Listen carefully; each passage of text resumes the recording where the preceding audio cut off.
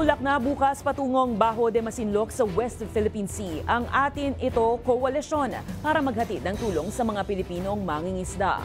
Buo ang loob ng civilian volunteers sa kabila ng pangamba sa posibleng panghaharas mula sa Chinese Coast Guards at militia vessels. May balitang A to Z si Ace Cruz.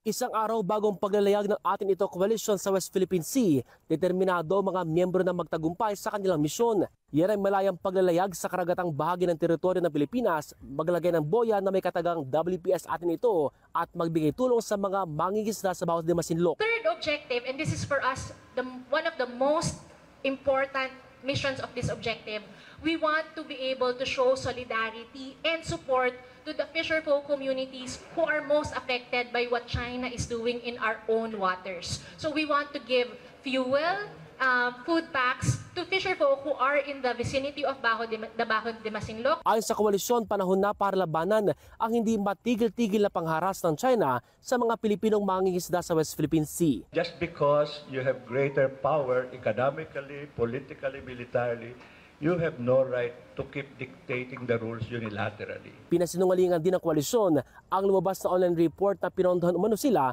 ng Amerika at ng gobyerno ng Pilipinas para isagawa ang civilian supply mission. Ayon kay atin ito, co-convener Ed de la Torre, posibleng propaganda ito ng China. This is a battle of stories and interpretations, no? At a level of story, it's very simple. A group of, we call it, to some extent, not so ragtag. Ayon sa video, manggugulo lang umano ang civilian mission sa Huangyan Island o Scarborough Shoal para buyuin ang Chinese Coast Guard na gumamit ng water cannon para makita ng media at foreign observers. Git ng atin ito koalisyon, ang tunay na nanggugulo ay China. Sa video ng Chinese Embassy, ipinakita ang Chinese Coast Guard na nagsagawa ng military training sa Scarborough Shoal para protektahan umano ang mga Chinese fishing boats. Sending an armada of Coast Guard, Chinese militia to face what?